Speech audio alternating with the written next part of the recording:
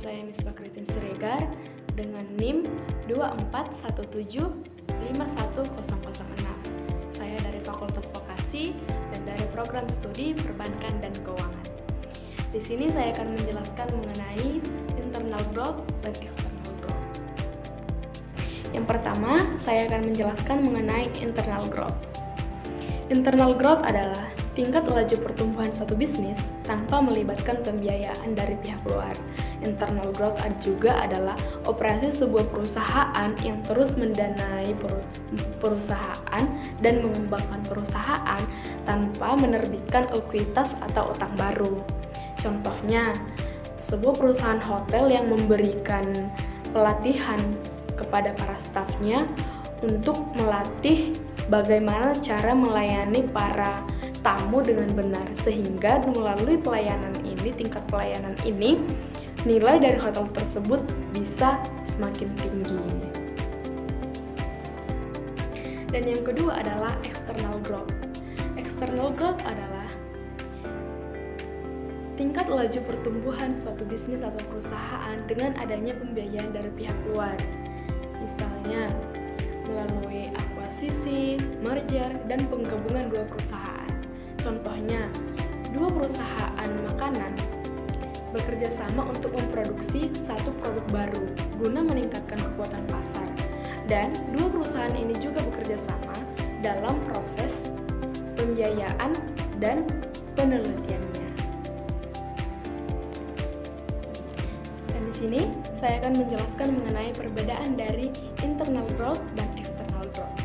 Yang pertama itu internal growth. Internal growth itu mengandalkan sumber daya internal seperti peningkatan sebuah produksi, inovasi, dan efisiensi. Yang kedua itu risikonya lebih rendah karena dikontrol langsung oleh perusahaan itu sendiri tanpa ada perusahaan lain. Yang ketiga itu untuk melihat hasilnya membutuhkan waktu yang lebih lama. Dan untuk external growth itu bergantung pada akuisisi atau merger dari perusahaan lain. Yang kedua itu risiko lebih tinggi karena melibatkan perusahaan lain. Yang ketiga itu untuk hasilnya lebih cepat dan bisa dilihat setelah akuisisi. Baik, di sini saya akan menjelaskan mengenai jenis-jenis dari internal growth dan external growth. Yang akan saya jelaskan terlebih dahulu ialah jenis-jenis internal growth. Yang pertama, peningkatan kapasitas produksi. Contohnya, perusahaan menawarkan kerja lembur kepada para karyawan untuk mencapai target perusahaan. Yang kedua, pengembangan produk baru. Pabrik atau perusahaan menerbitkan suatu produk baru guna meningkatkan kembali pencapaian target perusahaan. Yang ketiga itu ekspansi geografis. Contohnya, toko atau sebuah restoran membuka cabang baru di kota lain. Yang keempat, peningkatan kualitas layanan.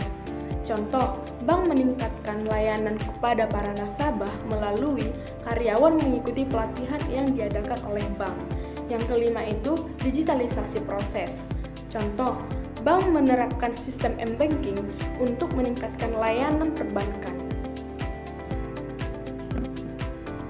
Baik, saya akan menjelaskan mengenai jenis-jenis dari external growth.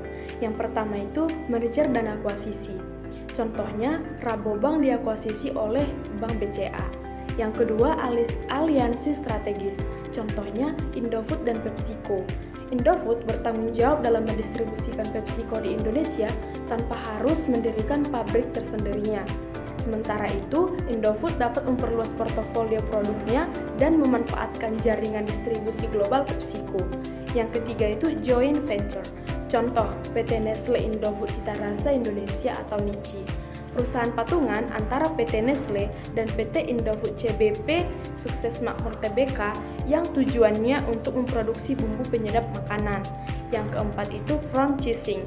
Contohnya, Indomaret memperluas produk melalui sistem waralaba di seluruh Indonesia.